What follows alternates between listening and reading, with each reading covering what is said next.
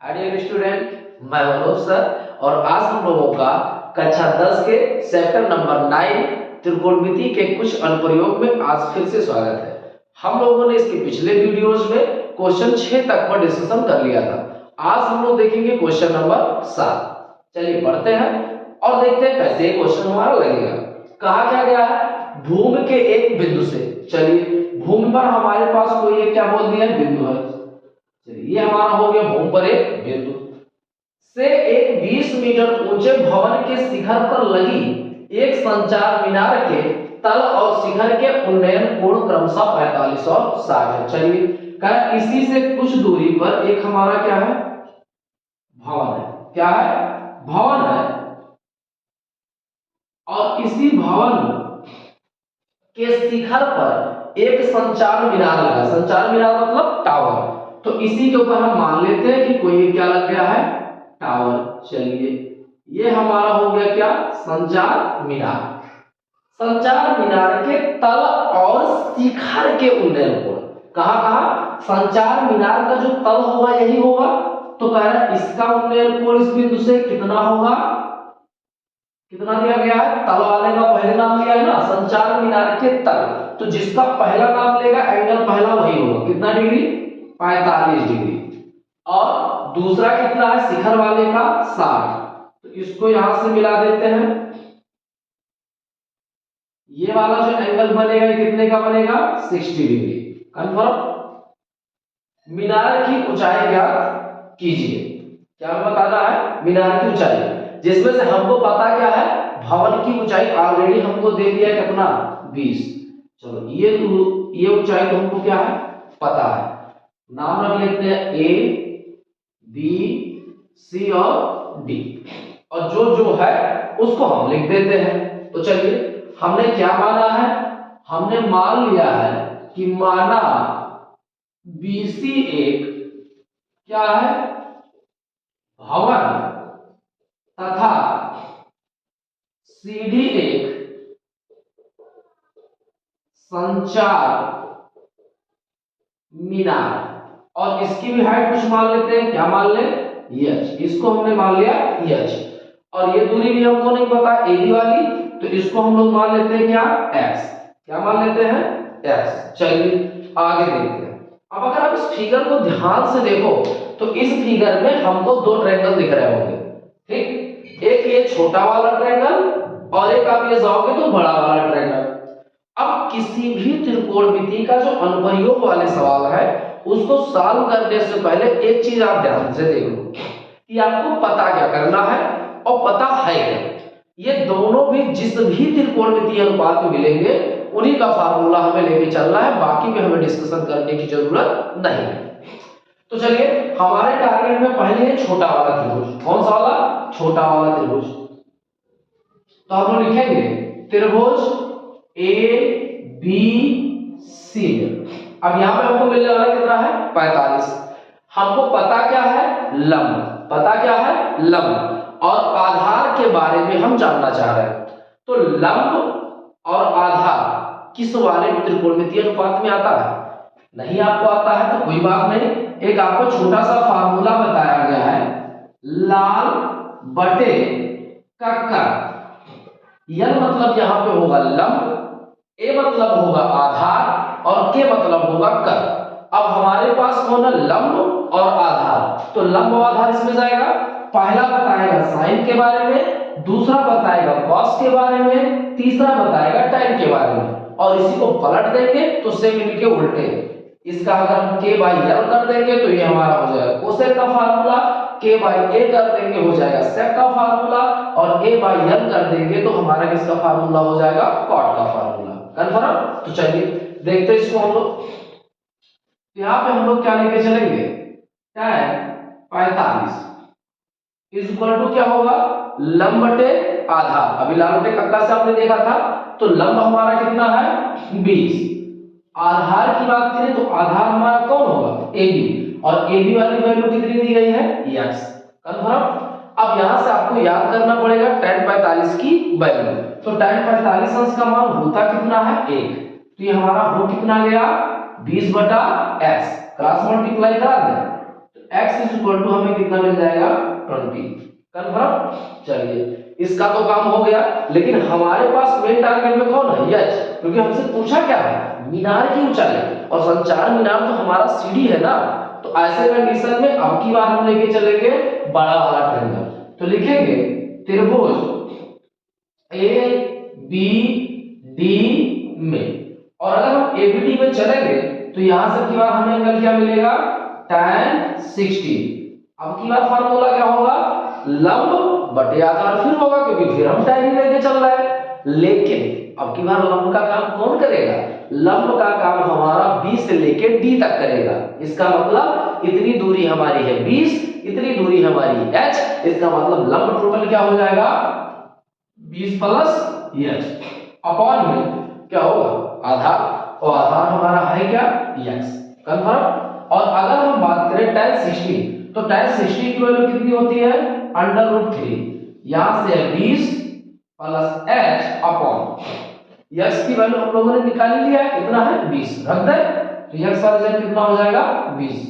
Cross multiply इसका करवा दीजिए आप, तो क्या हो जाएगा, यहां से हमारे पास बचा 20 plus h is equal to पूरा होगा कितना हो जाएगा 20√3 प्लस 20 से इधर भेज दे -20, तो h इज इक्वल टू हो जाएगा 20√3 माइनस 20, या अगर आप ध्यान से देखो तो 20 यहाँ पे क्या है काम है, तो यहाँ से बचेगा √3 और यहाँ से 20 निकल गया तो क्या बचेगा 1, क्योंकि इसको इनटू 1 लिख सकते हैं ना।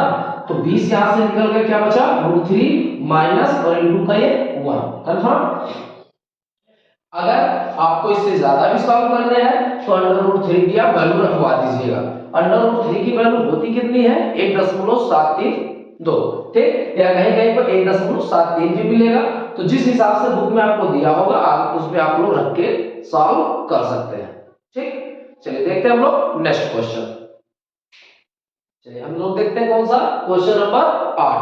क्वेश्चन नंबर 8 दिया है, एक पेडिस्टॉल के शिखर पर एक 1.6 मीटर ऊंची मूर्ति लगी है। तो सबसे पहले हमने बना लिया क्या, एक पेडिस्टॉल, ये सपोज कर लेते हैं एक हमारा क्या होगा पेडिस्टॉल होगा, और इसी के शिखर पर कोई रखा हुआ एक मूर्ति। चलिए मान के चलते ये हमारी क्या रही होगी मूर्ति रही होगी। भूमि के एक बिंदु से, कह रहे हैं भूमि पर भी हमारे पास कोई एक क्या है बिंदु है, भूमि के एक बिंदु से मूर्ति के शिखर का उन्नयन कोण कितना है 60। तो मूर्ति का तो शिखर ये रहा होगा, कह रहा ऐसे कंडीशन में इसका जो उन्नयन कोण होगा, उन्नयन कोण मतलब आप समझते हैं नीचे से ऊपर देखने पर बनाए गए कोण को हम लोग क्या बोलते हैं उन्नयन कोण। अरे ये जो एंगल हमारा क्रिएट हुआ कितने का हुआ 60 डिग्री का। कंफर्म। आगे बढ़ते हैं, और उसी बिंदु से पेडिस्टॉल के शिखर का उन्नयन कोण 45 अंश है। यही से जब हमने देखा किसको पेडिस्टॉल के शिखर को, तो पेडिस्टॉल का शिखर तो ये था और ये कितने का डिग्री का था 45 डिग्री का था। करा पेडिस्टॉल की ऊंचाई ज्ञात कीजिए। ये हमारा हो गया ए बी सी और डी, और हमें एक चीज दिया गया है पेडिस्टॉल के शिखर पर 1.6 मीटर ऊंची क्या लगी हुई थी मूर्ति, मतलब ये मूर्ति वाली जो ऊंचाई है कितने का है 1.6 मीटर। ये तो हमको पता है। अब की बात पूछ रहा है कौन ये, अगर आप ध्यान से सोचो तो पिछले वाले में ये वाले पार्ट का हमको दिया हुआ था और ये वाला पार्ट हमसे क्या किया था पूछा था, मतलब सेम जैसे हम लोग सॉल्व कर रहे थे वही सिस्टम इस बार भी बन रहा है। इस वाले को की बार हम लोग क्या मान लें h और इस वाले को क्या मान लें x। चलिए क्या लिखते हैं कि माना BC एक क्या था पेडिस्टॉल, BC एक पेडिस्टॉल है तथा CD क्या है CD एक मूर्ति है। कंफर्म। फिर वही काम, अब की बार पहले हम लोग फिर कौन सा लेके चलेंगे छोटा वाला ट्रायंगल। त्रिभुज ABC में, त्रिभुज ABC में अगर हम चलेंगे तो यहां से हमें क्या मिलेगा 45, कितना डिग्री मिलेगा 45। फार्मूला फिर हमारा वही होगा tan थीटा का फार्मूला लंब बटे आधार। लंब का काम कौन कर रहा है h, आधार का काम कौन कर रहा है x। tan 45 की वैल्यू होती कितनी है 1। हमारे पास है क्या h upon x, cross multiply करा दे तो x इज इक्वल टू क्या मिल जाएगा h। इक्वेशन नंबर क्या बना लेते हैं फर्स्ट। अब की बात बड़ा वाला ट्रायंगल, तो लिखेंगे त्रिभुज ए बी डी में ABD में हमको कौन सा एंगल मिलेगा 60, तो यहाँ पे tan 60 डिग्री। अच्छा आप लोगों के दिमाग में ये तो नहीं चल रहा है कि सर हर बार ही हम लोग tan लेके चल रहे हैं। इस बार हम लोगों का हर बार चूंकि अभी तक बन ही ऐसा रहा कि हमें मजबूरन tan लेके चलना पड़ रहा है, क्योंकि हमने क्या कहा था कि हमारे पास जो पता हो और जो पता करना हो ये दोनों जिस भी त्रिकोणमितीय अनुपात में आएंगे वही हम लोग लेके चलेंगे, क्योंकि हमें कर्ण की भी कोई जरूरत ही नहीं पड़ रही है और ना ही हमसे पूछ रहा है, तो इसलिए इसको निकाल भी हम लोग नहीं रहे। कंफर्म। चलिए tan 60 क्या होगा लंब बटा आधा, फिर लंब हमारा कहां से कहां तक होगा b से लेके d तक, अर्थात h प्लस 1.6, तो यहां से हो जाएगा h प्लस 1.6 अपॉन में हमारे पास क्या है x, क्योंकि यही तो हमारा जाएगा आधा, तो ये हो गया लंब बटा आधा। tan 60 की वैल्यू √3, यहां से हमारे पास h प्लस 1.6 अपॉन, क्योंकि हमें निकालनी किसकी वैल्यू है h की, किसकी वैल्यू निकालनी है, तो क्या आप बताओ x वाले जगह पे हम h नहीं लिख सकते क्या, जरूर लिख सकते हैं, तो रख देते हैं h वाले जगह x वाले जगह पे h। कंफर्म। तिरछा गुणा करा दिया जाए तो यहां से हमारे पास को कितना जाएगा h plus 1.6 is equal to √3h, h को इधर बुला ले तो 1.6 इक्वल टू हो जाएगा √3h माइनस h, या 1.6 इक्वल टू हो जाएगा h इसमें से है कॉमन तो √3 माइनस 1, ये इसका मल्टीप्लाई हो रहा है इधर में से डिवाइड, तो 1.6 upon √3 minus 1 is equal to में h। अब चूंकि हमारा नीचे किस में आ रहा है रूट में, तो इसको हटाने के लिए हम लोग क्या करा दें इसी का परमीकरण करा दें 1.6, नीचे हमारे पास है √3 माइनस 1, तो हम लोग √3 प्लस 1 से नीचे और √3 प्लस 1 से ऊपर क्या करा दिए मल्टीप्लाई। चलिए 1.6 √3 प्लस 1 बटा, यहां अगर आप ध्यान से देखो तो एक कोष्टक में a माइनस b और एक कोष्टक में a प्लस b, कुछ ऐसा बनता दिख रहा है। फार्मूला किसका होता है a square minus b square, मतलब √3 का स्क्वायर माइनस 1 का स्क्वायर इज इक्वल टू हमारे पास क्या है h, या फिर